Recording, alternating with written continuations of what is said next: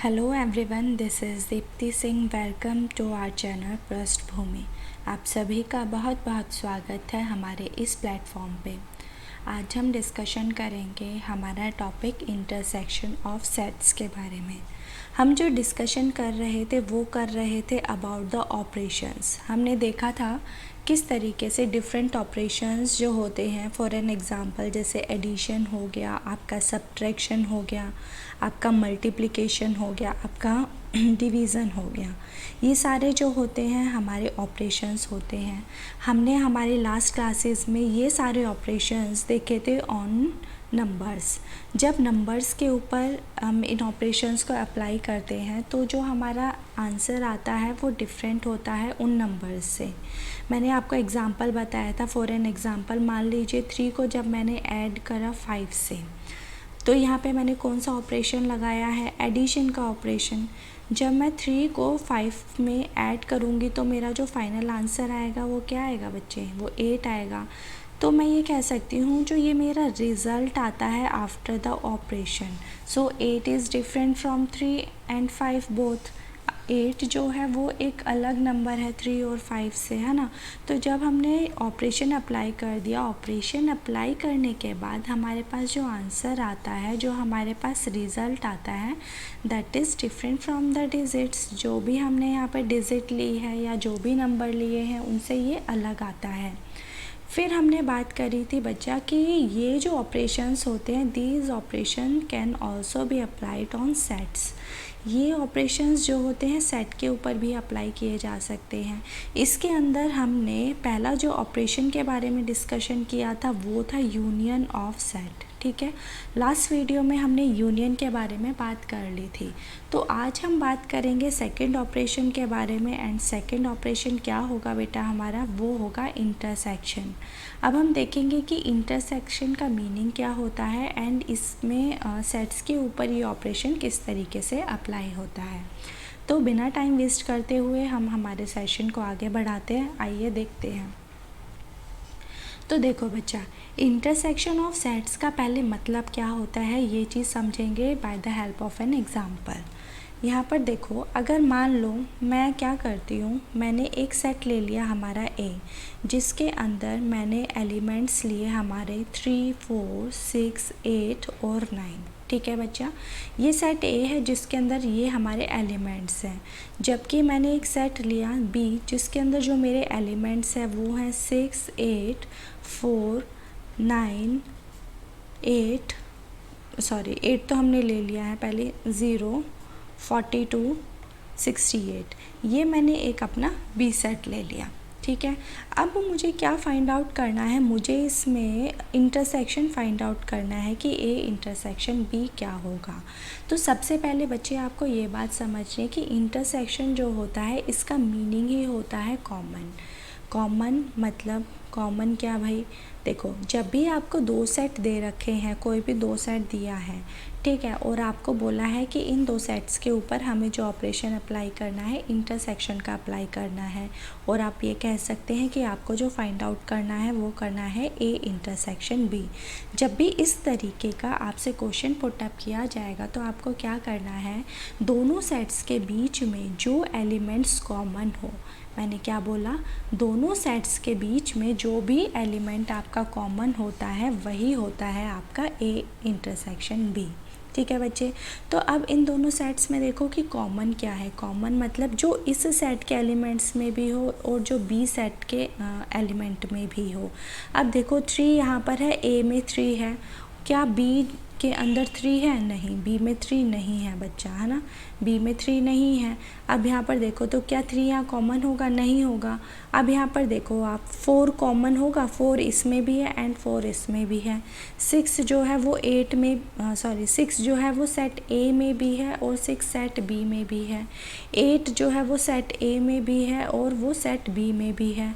और 9 जो है वो सेट ए में भी है और सेट बी में भी है। तो हमें यहाँ पे कॉमन एलिमेंट क्या क्या मिल गया? 6, 8, 4, 9। तो सिर्फ ये जो कॉमन एलिमेंट्स होते हैं यही आपके इंटरसेक्शन में लिखे जाते हैं। आई बात समझ में कि इंटरसेक्शन का मतलब क्या होता है। इंटरसेक्शन जब भी आपको किसी सेट का लिखना होगा तो आप उन दोनों सेट के बीच में जो भी कॉमन एलिमेंट होगा उसको आप लिख देंगे। जब आप उसको आंसर कर देंगे तो आपको इंटरसेक्शन मिल जाएगा, ठीक है। ऐसे ही एक और एग्जांपल के बारे में हम बात कर लेते हैं।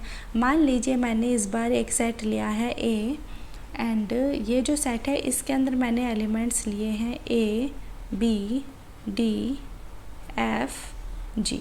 ये एलिमेंट्स है बच्चे ए के अंदर। एक मैंने सेट ले लिया यहाँ पर डी, जिसके अंदर मैंने एलिमेंट्स लिखे हैं ए, ई, आई, ओ और यू, ठीक है बच्चा। ये मैंने एलिमेंट्स ले लिए दोनों सेट्स के अंदर। एंड मैंने आपके सामने क्वेश्चन रखा है कि मुझे बताइए what is A intersection D. A intersection D क्या होगा ये मुझे बताना है। तो इंटरसेक्शन का मीनिंग मैंने आपको क्या बताया कि दोनों सेट्स में जो भी कॉमन एलिमेंट होगा आप उसे फाइंड आउट कर लीजिए। तो यहाँ पर देखो ए आपका ए सेट में भी है और ए आपका डी सेट में भी है। और उसके बाद अगर हम देखें और कोई ऐसा एलिमेंट आपको कॉमन दिख रहा है, ई है इसमें नहीं है, आई है दोनों में नहीं, ओ दोनों के बाकी जितने भी एलिमेंट्स हैं वो सब क्या है बच्चा, वो डिफरेंट एलिमेंट्स हैं। तो जब हमें इंटरसेक्शन लिखना होगा तो हमने इसमें देखा कि सिर्फ ए ही हमारा एक एलिमेंट ऐसा है जो दोनों सेट्स के अंदर कॉमन है। तो जब हम इन दोनों सेट्स का इंटरसेक्शन लिखेंगे तो हम क्या लिखेंगे, ब्रैकेट लगाएंगे, उसके अंदर जो कॉमन एलिमेंट है वो लिखेंगे और ब्रैकेट को क्लोज कर देंगे। आगे बात समझ में कि इंटरसेक्शन हमें किस तरीके से लिखना होता है। चलो उसके बाद हम बात करते हैं लैंग्वेज की। अब लैंग्वेज में देखते हैं कि क्या होगा बच्चा। देखो अगर लैंग्वेज के टर्म्स में हमें समझना है तो हम एक एग्ज़ाम्पल यहाँ पे अपना साइड में लिख लेते हैं सो दैट हमें एग्ज़ाम्पल देख देख के वो लैंग्वेज समझ में आ जाए। मैंने यहाँ पे एक सेट ले लिया आपका ए, जिसके अंदर मैंने एलिमेंट्स लिए 1, 2, 4 और 6, ठीक है बच्चे। उसके बाद मैंने एक सेट ले लिया बी, जिसके अंदर मैंने एलिमेंट्स लिए हैं 4, 6, 9 और 10, ठीक है बेटा।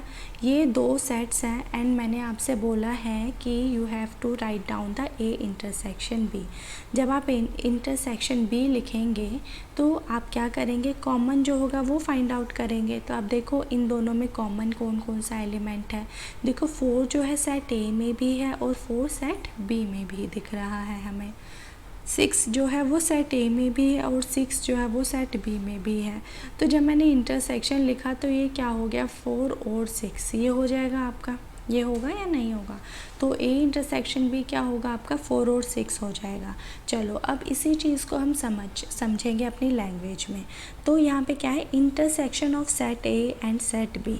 इसका मीनिंग क्या होता है, इसका मीनिंग होता है बच्चा it is the set of all elements. ये जो है ये क्या लिखा है मैंने, ए इंटरसेक्शन बी का मीनिंग ही लिखा है कि ए इंटरसेक्शन बी जब हम लिखते हैं तो हमें एक ऐसा सेट मिलता है, इट इज़ अ सेट, ये एक ऐसा सेट होता है उन एलिमेंट्स का जो क्या होंगे, which are common to both A and B.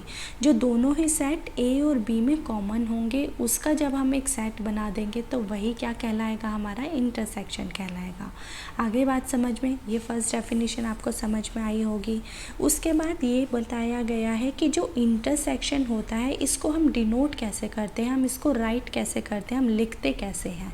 तो इंटरसेक्शन को लिखने का तरीका होता है उल्टा यू हो जाता है। जैसे आपने देखा था यूनियन लिखते थे तो ऐसे लिखा जाता था, इसे क्या बोलते हैं, हम यूनियन बोलते हैं।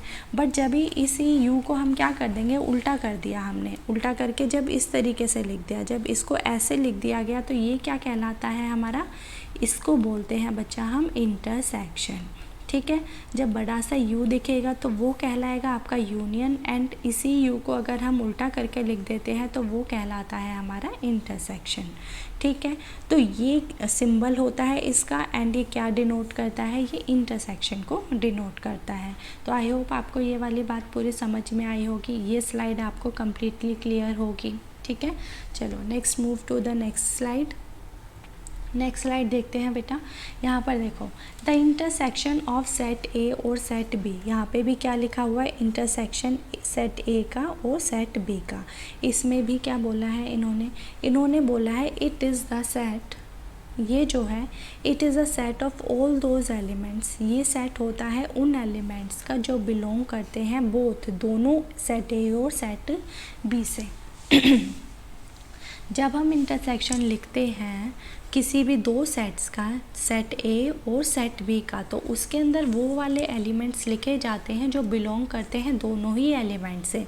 बोथ लिखा है ना, दोनों ही एलिमेंट से, मतलब सेट ए और सेट बी दोनों ही सेट से जब वो एलिमेंट बिलोंग करेगा तो ही इंटरसेक्शन लिख सकते हैं हम और इंटरसेक्शन बता सकते हैं। तो यहाँ पे बोथ क्या बोल रहा है, बोथ यही बात बोल रहा है कि जो सेट ए और सेट बी में कॉमन एलिमेंट होगा वही आपका इंटरसेक्शन के अंदर लिखा जाएगा। ठीक है बच्चा। तो ये जो हमने पुरानी डेफिनेशन देखी थी उसी को थोड़ा सा वर्ड्स के अंदर चेंज करके एक न्यू डेफिनेशन बना दी गई कि जो इंटरसेक्शन होता है वो एक सेट होता है उन एलिमेंट्स का जो एलिमेंट्स बिलोंग करते हैं सेट ए में भी और सेट बी में भी। ठीक है बच्चा। उसके बाद देखते हैं नेक्स्ट। देखिए अब हम यहाँ पर ये समझेंगे कि इसे सिंबॉलिक तरीके से हम किस तरीके से लिखा जा सकता है। अगेन हम एक एग्जांपल ले लेते हैं। सेट ए ले लिया मैंने जिसमें एलिमेंट्स लिए मैंने 1, 4, 6 और 8। ठीक है बच्चा। उसके बाद मैंने एक सेट ले लिया अपना बी जिसके अंदर मैंने एलिमेंट्स रखे 4, 8, 9 एंड 10। ये दोनों सेट्स हैं और जिसके अंदर मैंने आपको एलिमेंट्स मेंशन कर दिए हैं। ठीक है बच्चे। अब आपको मुझे ये बताना है कि ए इंटरसेक्शन बी क्या होगा। तो जब हम ए इंटरसेक्शन बी लिखेंगे तो हमें क्या करना होगा, वो सारे एलिमेंट्स लिखने होंगे जो हमारा सेट ए में भी हो, साथ के साथ वो सेट बी में भी होना चाहिए। मतलब इंटरसेक्शन में जो भी एलिमेंट लिखा जाएगा वो दोनों सेट में होना चाहिए। तो यहाँ देखो 4 जो है सेट ए में भी है और 4 सेट बी में भी है आपका। अगेन जो 8 है वो सेट ए में भी है और सेट बी में भी है। इसके अलावा आप देखेंगे 1 सिर्फ सेट ए में है, सेट बी में नहीं है। 6 जो है वो सिर्फ सेट ए में है, सेट बी में नहीं है। तो सिर्फ 4 और 8 ही ऐसे दो एलिमेंट्स हैं जो हमें दोनों सेट में मिले। तो जब हम इंटरसेक्शन लिखेंगे तो सिर्फ ये दोनों एलिमेंट्स इसके अंदर लिखे जाएंगे। ठीक है। ये तो हमने एक एग्जाम्पल सॉल्व करके देख लिया, बट हमें इसी चीज़ को एक सिंबॉलिक तरीके से लिखना है। तो हम किस तरीके से लिखेंगे, तो देखो इसका मतलब क्या होता है, A intersection B. A intersection B is equals to, A intersection B के अंदर क्या आएंगे, द सेट ऑफ। इसका मीनिंग मैंने आपको बताया था, the set of all. Bracket का मीनिंग यही होता है। और ये क्या हो गया, एक्स। और कॉलन का मीनिंग क्या बताया था बच्चा मैंने, ये होता है आपका सच दैट, है ना। इसको क्या बोलते हैं हम, बिलोंग बोलते हैं कि वो उस सेट से बिलोंग करेगा, है ना। अगेन ये वही बिलोंग हो गया। तो अगर हम इसे पढ़ें ज़रा तो ये क्या बन गया, ए इंटरसेक्शन बी का मतलब होता है द सेट ऑफ ऑल, वो सारे एलिमेंट्स का एक सेट जो किस में बिलोंग करे, जो ए में भी बिलोंग करे आपका और जो बी में भी बिलोंग करे। मतलब कहने का कि ए इंटरसेक्शन ए का मीनिंग होता है कि इस सेट के अंदर वो सारे एलिमेंट्स होंगे। एक्स क्या है, वो सारे एलिमेंट्स जो इसके अंदर लिखे जाएंगे। ठीक है। तो एक्स रिप्रेजेंट कर रहा है उन सारे एलिमेंट्स को। और ये सारे एलिमेंट्स किस में बिलोंग करने चाहिए भाई, ये ए में भी होना चाहिए और साथ के साथ ये बी में भी होना चाहिए, है ना। जिस तरीके से हमने यहाँ पर देखा कि 4 और 8 जो है वो सेट ए में भी है और सेट बी में भी है। तो इंटरसेक्शन के अंदर हम जब लिखेंगे अपना सेट तो क्या होना चाहिए, एलिमेंट्स जो हैं वो दोनों सेट से बिलोंग करने चाहिए। ठीक है बच्चे। उसके बाद देखो यहाँ पे देखो ये एक एग्जांपल दिया हुआ है तो हम इसे सॉल्व करते हैं। इसके अंदर हमें क्या गिवन है ये देखिए, सेट ए और सेट बी हमें दिया हुआ है। ठीक है। सेट ए और सेट बी आपको दिया हुआ है तो ए इंटरसेक्शन बी हमें बताना है।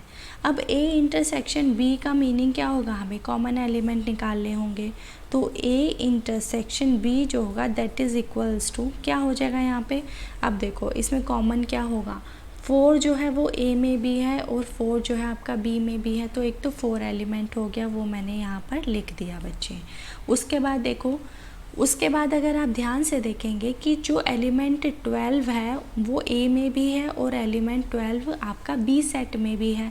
तो हमने एक क्या लिख दिया यहाँ पे, 12 लिख दिया। ठीक है बच्चा। ओके अब यहाँ पर देखो 8 और 9 सिर्फ ए में है, 8 9 आपको बी में दिखाई नहीं देंगे, और 13 16 और 18 ये तीनों एलिमेंट सिर्फ और सिर्फ बी में है, आपको ए में नहीं दिखाई देंगे। इट मीन्स कि दोनों जो सेट्स हैं उनमें जो कॉमन एलिमेंट्स निकले वो हमारा 4 और 12 हुआ, तो यही जो होगा हमारा आंसर हो जाएगा। ठीक है बच्चे, आ गई बात समझ में। चलो तो हमने इंटरसेक्शन का मीनिंग तो देख लिया, अब हम इंटरसेक्शन को देखेंगे कि वेन डायग्राम पे हम किस तरीके से रिप्रेजेंट कर सकते हैं।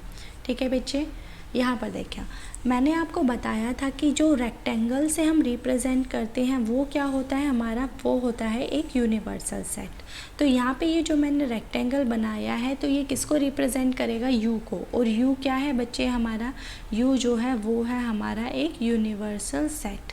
यू क्या हो जाएगा हमारा, एक यूनिवर्सल सेट हो जाएगा। ठीक है, उसके बाद मैंने आपको समझाया था कि आपको कोई सेट अगर वेन डायग्राम के फॉर्म में रिप्रेजेंट करना है तो आप क्या करेंगे, उसे सर्कल की फॉर्म में रिप्रेजेंट करेंगे।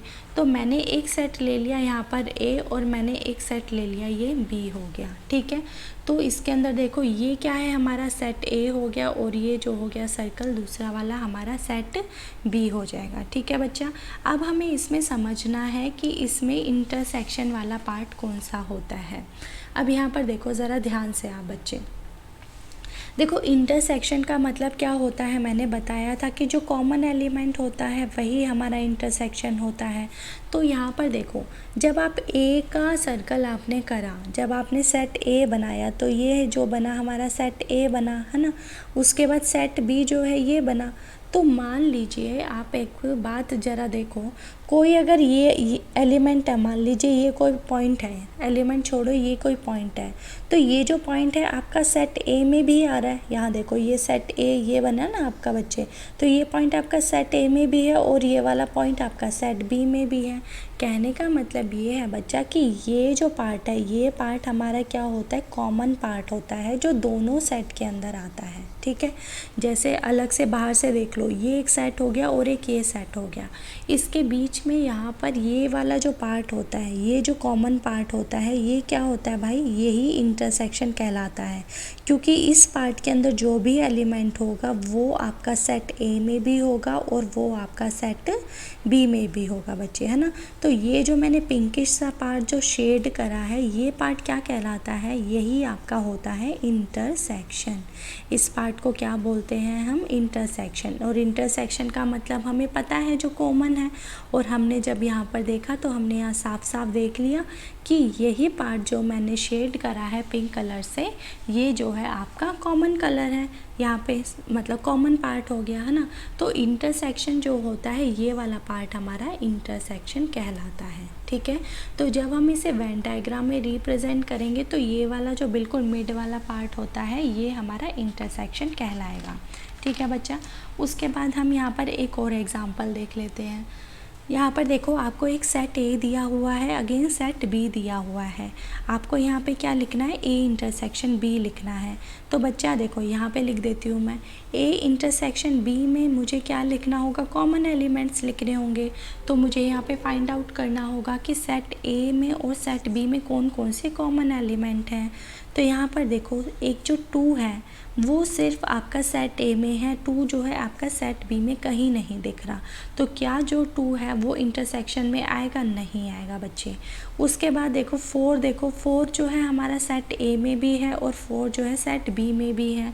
अगेन जो 6 है वो सेट ए में भी है और 6 जो है सेट बी में भी है। तो 4 और 6 ऐसे 2 एलिमेंट हैं जो हमारा सेट ए में भी बिलोंग कर रहा है और सेट बी में भी बिलोंग कर रहा है। तो यहाँ पे हमारा आंसर क्या होगा, ए इंटरसेक्शन बी का जो आंसर हो जाएगा वो हो जाएगा आपका 4 और 6। ठीक है बच्चा, ये बात आगे समझ में। उसके बाद देखिए यहाँ पर अब बात करते हैं हम इंटरसेक्शन की कुछ प्रॉपर्टीज़ के बारे में। जिस तरीके से हमने यूनियन की प्रॉपर्टीज़ डिस्कस की थी उसी तरीके से कुछ प्रॉपर्टीज़ इंटरसेक्शन की भी होती हैं एंड इन प्रॉपर्टीज़ को भी हमें डिस्कशन करना होगा। ठीक है बच्चे, तो देखो जो फर्स्ट प्रॉपर्टी आती है वो ये आती है, ए इंटरसेक्शन बी जो होता है वो इक्वल होता है आपका बी इंटरसेक्शन ए के। मतलब जैसे मैंने आपको बताया था 3 + 5 जो होता है दैट इज़ इक्वल्स टू 5 + 3, है ना। तो जब ऐसा रिज़ल्ट इक्वल आ जाएगा, मतलब ये 8 हो गया यहाँ पर और 5 + 3 जो होता है वो भी 8 आ जाए, मतलब जब ऑपरेशन अप्लाई करने के बाद आपका जो आंसर होता है वो यदि सेम आ जाता है तो हम उसी को तो बोलते हैं कि यस ये फॉलो कर रहा है कम्यूटेटिव लॉ, है ना। जब पोजीशन चेंज करने के बाद भी आपका आंसर सेम आ जाता है तभी बोला जाता है कि वो कम्यूटेटिव लॉ है ना। तभी तो बोला जाएगा कि कम्यूटेटिव लॉ जो है वो आपका फॉलो कर रहा है। ठीक है बच्चे। तो यहाँ पर देखो, जब हम इंटरसेक्शन वाले ऑपरेशन को अप्लाई करते हैं सेट्स के बीच में तो वो कम्यूटेटिव लॉ को फॉलो करता है। उसके बाद देखो फिर आता है आपका एसोसिएटिव लॉ। एसोसिएटिव लॉ के अंदर क्या करते हैं हम कि जैसे 3 सेट दिए हुए हैं हमें, है ना, तो एक बार क्या करेंगे, 2 सेट की ग्रुपिंग कर देंगे। यहाँ पे हमने ए और बी की ग्रुपिंग कर दी और दूसरी बार हम बी और सी की ग्रुपिंग कर देते हैं। जब इस तरीके से हम करते हैं और फाइनल जब हमारा आंसर सेम आ जाता है तो हम बोलते हैं कि ये जो क्वेश्चन है या फिर ये जो एग्जाम्पल है इसमें एसोसिएटिव लॉ जो है वो फॉलो हो रहा है। ठीक है बच्चे। तो एसोसिएटिव लॉ क्या होता है, A intersection B bracket intersection C that is equals to A intersection bracket B intersection C. ठीक है। उसके बाद यहाँ पर देखो फाई इंटरसेक्शन ए जो होता है that is equals to phi, इसी को बोला जाता है लॉ ऑफ फाई। फिर आता है you, this is universal set. ठीक है, नॉट यूनियन, ये है आपका यूनिवर्सल सेट। यूनिवर्सल सेट का जब आप इंटरसेक्शन करते हैं किसी भी सेट के साथ, ए के साथ, तो आपका जो फाइनल आंसर आता है वो क्या आता है, सेट ए ही आता है। उसके बाद देखो जब ए इंटरसेक्शन ए किया जाता है तो भी आंसर क्या आता है आपका, ए ही आता है। ठीक है बच्चे। अब देखो, अब इन सारी प्रॉपर्टीज़ को हम किस तरीके से देखेंगे, वेन डायग्राम की मदद से हम प्रूव करेंगे कि यहाँ पर जो भी हमने प्रॉपर्टीज़ देखी हैं वो बिल्कुल करेक्ट है। ठीक है, चलो मूव करते हैं। एक ये 6 प्रॉपर्टी होती है जो डिस्ट्रीब्यूटिव लॉ होती है। इसके अंदर क्या होता है, एक तरफ इंटरसेक्शन होता है और दूसरी तरफ आपका यूनियन होता है। यहाँ पे ये जो इंटरसेक्शन है ये डिस्ट्रीब्यूट हो रहा है। डिस्ट्रीब्यूट मतलब क्या होता है बच्चा, बांटना होता है ना। जब स्कूल के अंदर जो आपका एनुअल डे होता है तो उस टाइम पे प्राइज़ डिस्ट्रीब्यूट किए जाते हैं स्टूडेंट्स को, जो क्लास में फर्स्ट आता है, जो क्लास में आपका सेकेंड आता है, थर्ड आता है ना, कंसोलेशन प्राइज़ जो दिए जाते हैं। तो प्राइजेस क्या किए जा रहे हैं बच्चे, यहाँ पे डिस्ट्रीब्यूट किए जा रहे हैं। डिस्ट्रीब्यूट का मीनिंग क्या होता है, बांटना होता है। तो इस प्रॉपर्टी के अंदर बच्चे हो क्या रहा है कि ये जो इंटरसेक्शन है, ये डिस्ट्रीब्यूट हो रहा है किसके ऊपर, यूनियन के ऊपर। यूनियन के ऊपर ये डिस्ट्रीब्यूट कर रहे हैं, मतलब इंटरसेक्शन को बांटा जा रहा है। तो यहाँ देखो ए इंटरसेक्शन बी हो गया, पहले इसके साथ आया ये इंटरसेक्शन, उसके बाद ये इंटरसेक्शन सी के साथ आएगा तो ए इंटरसेक्शन सी, और ये वाला जो यूनियन होता है ये वाला यूनियन आपका बीच में आ जाता है। ठीक है, क्या बताया मैंने कि ये इंटरसेक्शन जो है ये डिस्ट्रीब्यूट किया जा रहा है यूनियन के ऊपर। ठीक है, तो पहले ए किसके साथ आएगा, इंटरसेक्शन बी के साथ आएगा, उसके बाद यही ए जो है इंटरसेक्शन आएगा आपका सी के साथ, और ये वाला जो यूनियन होता है ये आ जाता है बीच में। इसी को बोला जाता है डिस्ट्रीब्यूटिव लॉ, क्योंकि यहाँ पे क्या किया है हमने, डिस्ट्रीब्यूट किया है। ठीक है बच्चे, तो इसमें यही लिखा हुआ है कि ये जो इंटरसेक्शन है ये डिस्ट्रीब्यूट किया गया है किसके ऊपर, यूनियन के ऊपर, यू के ऊपर। ठीक है बच्चे। उसके बाद देखो, अब इन सारी प्रॉपर्टीज़ को हम समझेंगे by the help of Venn diagram. अब वेन डायग्राम से हम शो करेंगे कि ये जो प्रॉपर्टीज़ हमने पढ़ी हैं ये बिल्कुल सही है। ठीक है बच्चे। ओके, तो हम हमारी फर्स्ट प्रॉपर्टी के बारे में बात करते हैं। देखो, पहले मैं किसे देखूंगी, ए इंटरसेक्शन बी को ड्रॉ करती हूँ, तो सबसे पहले मुझे ड्रॉ करना होगा यहाँ पे एक यूनिवर्सल सेट। तो यू क्या हो गया हमारा, एक यूनिवर्सल सेट हो जाएगा। अब इसके अंदर मैं एक सेट बनाती हूँ ए, ये हो गया मेरा एक सेट ए, और उसके बाद मैंने यहाँ पर बनाया हमारा एक सेट हो गया बी। ठीक है, ये दोनों सेट बना दिए मैंने। अब मैंने आपको बताया था कि ए इंटरसेक्शन बी का मीनिंग है जो ए में भी हो और जो बी में भी हो। तो कॉमन पार्ट कौन सा होता है, ये वाला होता है। ये ऑलरेडी हम डिस्कस कर चुके हैं, है ना, ये बात मैंने आपको ऑलरेडी बता दी है। तो ये जो पिंक वाला पार्ट है ये किसको रिप्रेजेंट कर रहा है आपका, ये रिप्रेजेंट कर रहा है ए इंटरसेक्शन बी को। ठीक है, अब बात करते हैं हम बी इंटरसेक्शन ए के बारे में। अगेन मैंने यहाँ पर क्या करा, एक यूनिवर्सल सेट बनाया। किससे बनाऊँगी मैं, रेक्टेंगल से यूनिवर्सल सेट को बनाया जाता है ना, तो हम यूनिवर्सल सेट बनाएंगे एक रेक्टेंगल से। तो ये हो गया आपका यू। उसके बाद अब मैं सेट्स को बनाती हूँ। यहाँ पे मैंने ले लिया आपका एक सेट बी ले लिया, और अगेन यहाँ पे मैंने ले लिया आपका एक सेट ए। ठीक है बच्चे, मैं किसको रिप्रेजेंट कर रही हूँ यहाँ पे, बी इंटरसेक्शन ए को मैं रिप्रेजेंट कर रही हूँ यहाँ पे।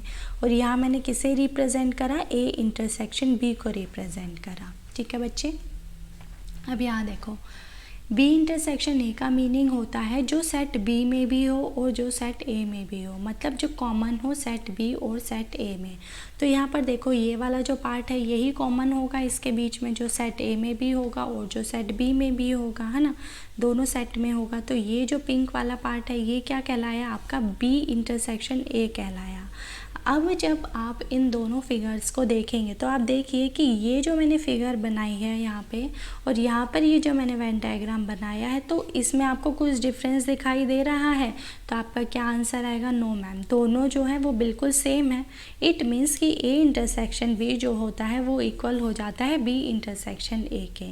और इस चीज़ को हमने किसके हेल्प से देख लिया, वेन डायग्राम की मदद से भी देख लिया।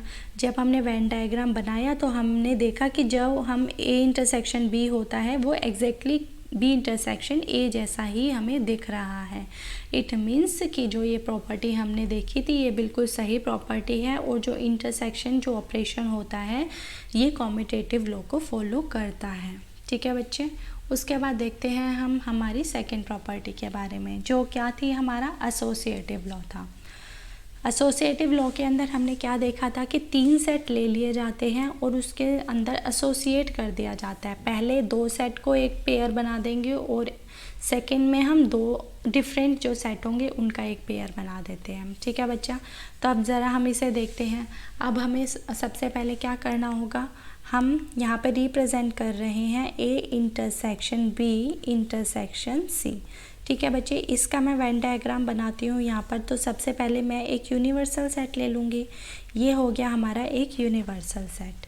इसके अंदर अब मुझे 3 सेट बनाने हैं, ए बी और सी। तो मैं किस तरीके से बनाऊँगी, ये हो गया मेरा एक सेट ए, उसके बाद ये हो गया मेरा एक सेट बी, और उसके बाद ये मेरा हो गया आपका सेट सी। ये 3 सेट हो गए, है ना बच्चा।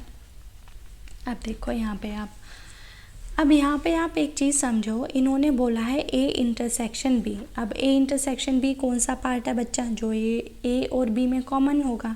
तो देखो जो मैं पोर्शंस शेड कर रही हूँ यही तो पार्ट आपका ए और बी के बीच में कॉमन होगा। ये वाला पार्ट समझ में आया, ये जो पार्ट है ये क्या हो गया आपका, ये ए और बी के बीच में क्या हो गया, कॉमन हो गया।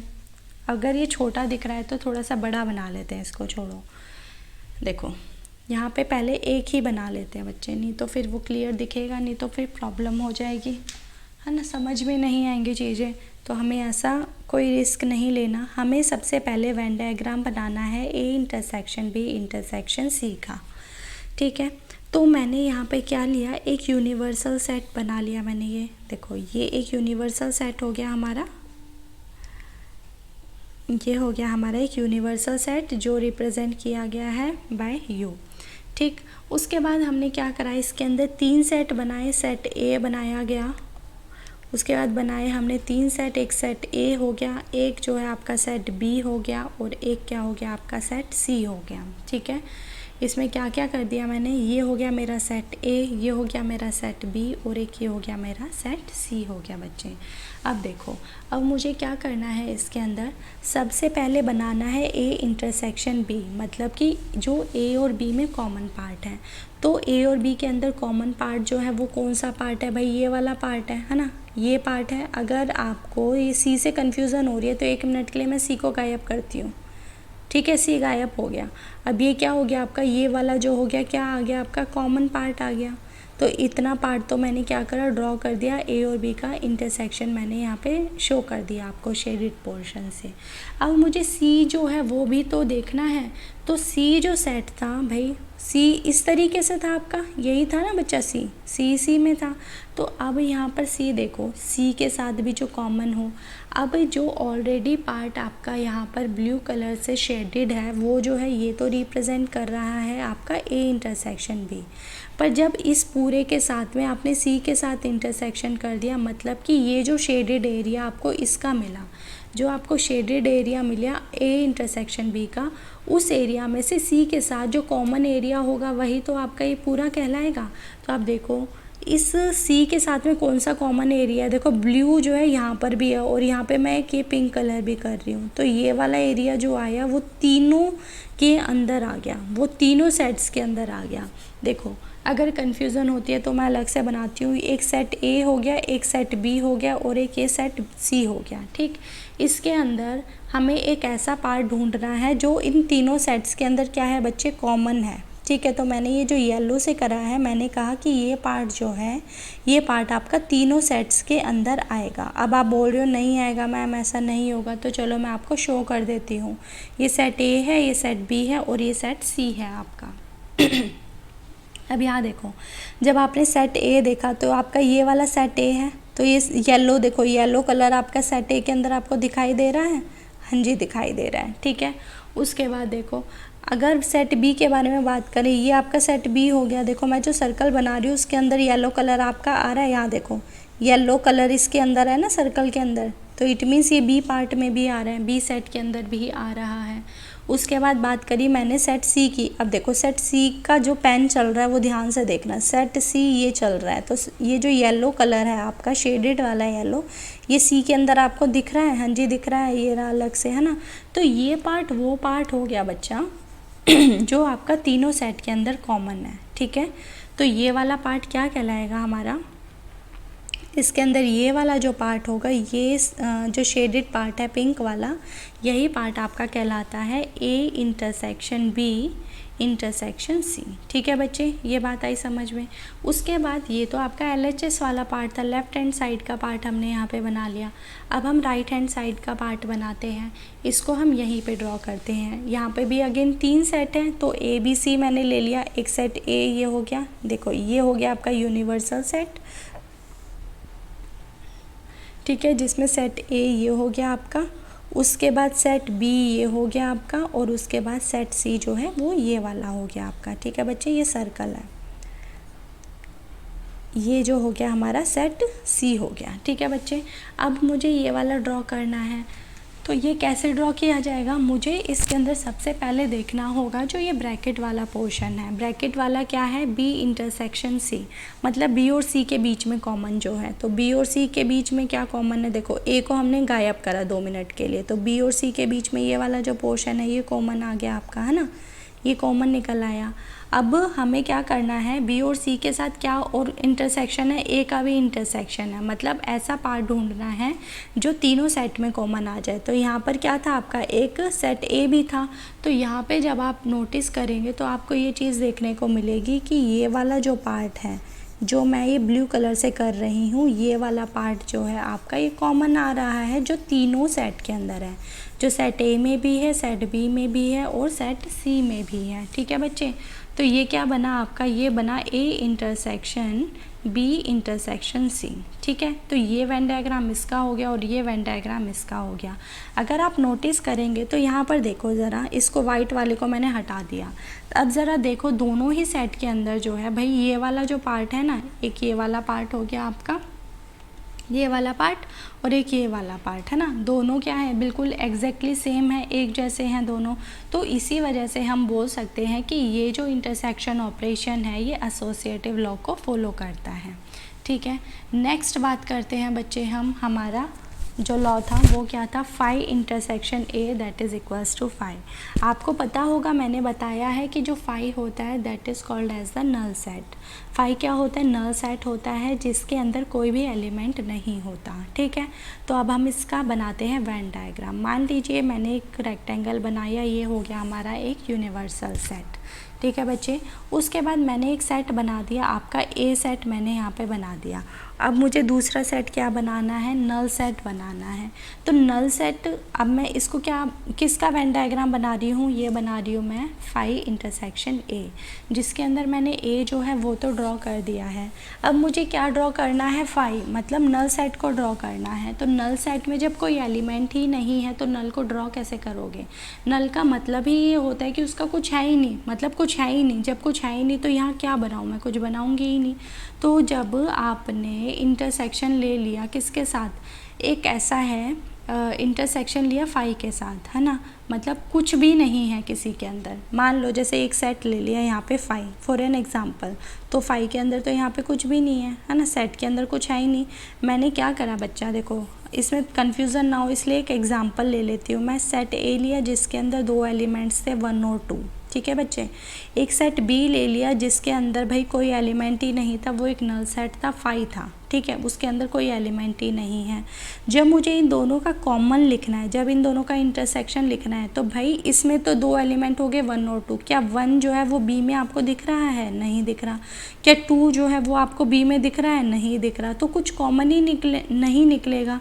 कॉमन इसलिए नहीं निकल रहा क्योंकि बी सेट के अंदर तो कोई एलिमेंट ही नहीं है ना। जब कोई एलिमेंट है ही नहीं तो कॉमन कहाँ से निकलेगा, नहीं निकलेगा। तो जो ए इंटरसेक्शन बी आएगा वो क्या आ जाएगा, आपका फाई आ जाएगा। यही तो बात हुई। तो यहाँ पे आप कॉमन किस तरीके से निकालेंगे, एक आपका फाइनल सेट है, इसके अंदर कुछ है ही नहीं, और एक तरफ आपका ए है, तो आपका जो फाइनल आंसर क्या आएगा, वो एक नल सेट ही आ जाएगा, है ना। इसी को बोला जाता है लॉ ऑफ फाई। समझ आई बात।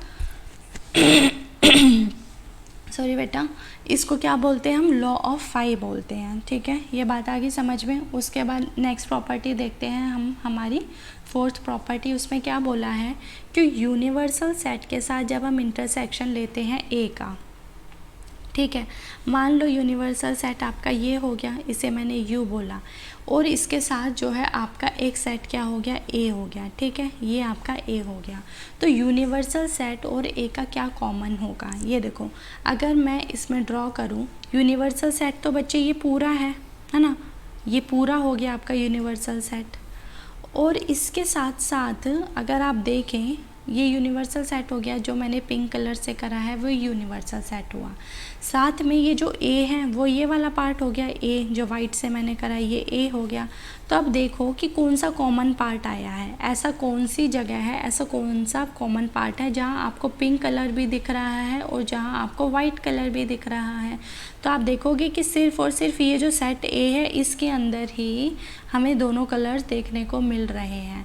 मतलब जब यूनिवर्सल सेट का इंटरसेक्शन करते हैं हम ए के साथ में, तो हमें क्या मिलता है, इंटरसेक्शन जो कॉमन होता है वो ए ही होता है। अगर किसी को वेन डायग्राम से समझ नहीं आया तो वो एग्जांपल देखो। मान लो एक यूनिवर्सल सेट ले लिया मैंने, क्या लिया, 1 2 3 4 5 6 7 8 9, मान लीजिए ये मैंने डिजिट्स ले लिए और 0, जितनी भी डिजिट्स होती हैं वो मैंने यहाँ पर ले ली। मैंने एक सेट लिया ए जिसके अंदर क्या लिखा मैंने, इसके अंदर मैंने लिख दिया आपका 2 3 एंड 4, ये सेट हो गया हमारा एक ए, ठीक है। अब मुझे यहाँ पे लिखना है यूनिवर्सल सेट के साथ इंटरसेक्शन लिखना है ए का, तो मुझे क्या करना होगा, इन दोनों के बीच में जो भी कॉमन पार्ट होगा वो लिखना होगा, है ना, वही तो चीज़ लिखी जाएगी। तो देखो कॉमन क्या है, 2 इसमें भी है, 2 इसमें भी है, 3 इसमें भी है, 3 इसमें भी है, 4 इसमें भी है, 4 इसमें भी है। अब क्या 5 जो है वो सेट ए में है, नहीं है। क्या 6 सेट ए में है, नहीं है। 7 सेट ए में है, नहीं है। तो सिर्फ 2 3 4 ऐसे ही 3 एलिमेंट है जो आपके दोनों सेट में देखने को मिल रहे हैं, जो सेट ए में भी, सॉरी, जो सेट यू में भी है और जो सेट ए में भी है। तो यहाँ पे आप क्या लिखेंगे, 2 3 4 लिखेंगे बच्चे, है ना। यही एलिमेंट्स हैं जो आपके यूनिवर्सल सेट में भी प्रेजेंट हैं और जो सेट ए में भी प्रेजेंट है। अगर आप यहाँ पे ध्यान से देखेंगे तो आपको ये चीज़ साफ साफ दिखाई देगी कि जो आपने यहाँ पे इंटरसेक्शन का जो सेट बनाया है उसके जो एलिमेंट्स है, these elements are exactly same as the elements of set A. जो सेट ए के एलिमेंट्स है वो एग्जैक्टली सेम है आपके इंटरसेक्शन वाला जो आपने सेट बनाया है। तो आप इसे ये लिख सकते हैं ना कि यू इंटरसेक्शन ए जो होगा दैट इज़ इक्वल्स टू ए ही तो हो गया। ये क्या है, ये सेट ए ही तो है बच्चे, है ना। तो अगर आपको वेन डायग्राम से समझ आया तो बहुत अच्छी बात है, अगर आपको एग्जाम्पल से समझ में आया तो और भी अच्छी बात है, आपको सिर्फ समझ में आना चाहिए। ठीक है, आगे बात समझ में। चलो उसके बाद बात करते हैं नेक्स्ट प्रॉपर्टी की। अब इन्होंने बोला है कि ए का जब हम ए के साथ इंटरसेक्शन करेंगे तो हमें ए ही मिलेगा। देखो एग्जांपल देखो, अगर मान लो ए एक सेट है जिसमें 1 2 3 आपके एलिमेंट्स हैं, ठीक है। अगेन एक ए सेट है जिसके अंदर एलिमेंट्स क्या है, 1 2 3 हैं, ठीक। अब जब ए का इंटरसेक्शन किया मैंने ए के साथ, मतलब कि जो एलिमेंट दोनों सेट में क्या होने चाहिए, कॉमन होने चाहिए। तो दोनों सेट क्या है, एक ए ये हो गया, एक ए ये हो गया, तो एलिमेंट्स देखो दोनों में सेम ही है, तो आपको क्या मिला, ये सेम यही एलिमेंट्स मिल गए। तो ये है क्या, ये ए ही तो है। तो आप ये बात तो लिख सकते हो कि ये इंटरसेक्शन ए जो होता है वो ए के बराबर होता है। अब इसका बनाते हैं वेन डायग्राम। मान लीजिए ये मैंने एक रिप्रेजेंट कर दिया आपका यूनिवर्सल सेट, ये मैंने लिख दिया यहाँ पर यू। उसके बाद हम देखते हैं हमारा जो सेट ए है, ये हो गया आपका सेट ए। अब इस सेट ए का कॉमन किसके साथ निकालना है, हमें सेट ए के साथ ही निकालना है बच्चा, और तो कुछ है नहीं जिससे हम कॉमन फाइंड आउट करेंगे। जब ए का कॉमन निकालना है ए के साथ ही, तो कॉमन क्या होगा, ए ही तो हो जाएगा, ए जो होगा वही तो कॉमन हो जाएगा। तो ए इंटरसेक्शन ए जो होता है दैट इज़ इक्वल्स टू ए, वो किसके बराबर होगा बच्चे, ए के बराबर होगा। ठीक है, उसके बाद देखो नेक्स्ट, ये है हमारा डिस्ट्रीब्यूटिव लॉ। ये क्या है बच्चे, डिस्ट्रीब्यूटिव लॉ। अब इसको ज़रा हम देखते हैं, इसके अंदर कितने सेट्स के बारे में बात करी है, 3 सेट दिए हुए हैं इसमें भी आपका, एक सेट ए हो गया, एक सेट बी हो गया, और एक क्या हो गया आपका सेट सी हो गया। तो सबसे पहले हम बनाते हैं, देखो इसे डिवीज़न कर लेते हैं। एक तरफ बनाती हूँ मैं लेफ़्ट हैंड साइड और एक तरफ बनाती हूँ मैं आपका right hand side, so that आपको कोई कन्फ्यूज़न ना हो। तो मैं यहाँ पर क्या शो करने वाली हूँ बच्चे आपको, यहाँ पर हम शो करेंगे A intersection B union C. ठीक है, ये फाइंड आउट करेंगे, एंड राइट हैंड साइड में हम फाइंड करेंगे यहाँ पे A intersection B union A intersection C. ठीक है, इसके बारे में हम बात करेंगे। अब देखो ज़रा, अब यहाँ पर अगर हम देखें तो सबसे पहले मुझे एक यूनिवर्सल सेट बनाना होगा। ये हो गया हमारा एक यूनिवर्सल सेट, ठीक है, जिसे मैंने रिप्रेजेंट कर दिया यू से। उसके बाद मुझे क्या करना है, इन तीनों सेट्स को बनाना है। तो ये तीनों सेट क्या हो जाएंगे बच्चे आपके, एक हो गया आपका सेट ए, एक हो गया आपका सेट बी, और यहाँ पर हो गया आपका सेट सी। हम नेम लिख देते हैं, ये हो गया आपका सेट ए, ये हो गया आपका सेट बी, और ये हो गया आपका सेट सी। ठीक है, ये 3 आपके सेट हो गए यहाँ पे। अब उसके बाद हम फाइंड आउट करते हैं जो हमने यहाँ पर देखा। अब देखो सबसे पहले मैं ब्रैकेट वाला उठा लेती हूँ, बी यूनियन सी। बी को सी के साथ हमें यूनियन करना है, तो बी और सी आपको, अगर मान लो सिर्फ ए को आप 2 मिनट के लिए भूल जाओ कि ए है हमारा, हम सिर्फ बी और सी का यूनियन कर रहे हैं। मान लो बी ये रहा और सी ये रहा, तो यूनियन क्या होगा बच्चे यहाँ पे, यूनियन ये होगा ना कि बी के एलिमेंट्स भी होंगे इसमें, और साथ के साथ क्या हो जाएगा आपका सी का एलिमेंट भी होगा। तो ये जो पूरा ब्लू कलर से मैंने यहाँ पे बनाया है, इसी को तो हम बोलते हैं बी यूनियन सी। कुछ गलत बोला मैंने, यूनियन हम ऑलरेडी पढ़ चुके हैं, तो ये बात तो आपको पता चल गई। तो बी यूनियन सी ये वाला पार्ट हो गया आपका। ठीक है, अब हम चलते हैं जो नेक्स्ट बचा हुआ पार्ट है। इसने बोला है कि ए के साथ इंटरसेक्शन लो भाई।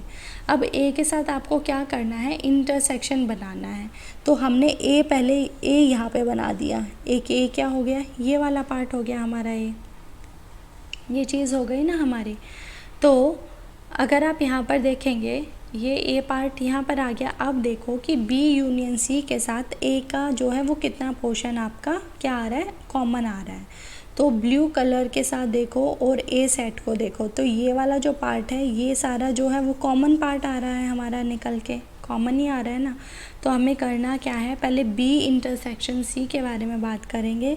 बी इंटरसेक्शन सी जो होगा वो ये वाला पार्ट होगा आपका, एंड सी जो है वो ये वाला पार्ट हो गया, और ए के साथ जो आएगा आपका कॉमन निकालना है। तो कॉमन जो होगा भाई वो ये वाला आएगा, मतलब कहने का ये वाला पार्ट है ना, और ये वाला पार्ट जो है वो निकल के आएगा आपका A intersection B union C, जिसके अंदर बी और सी पूरा हो गया और ए के साथ जो आपका कॉमन पार्ट आ गया।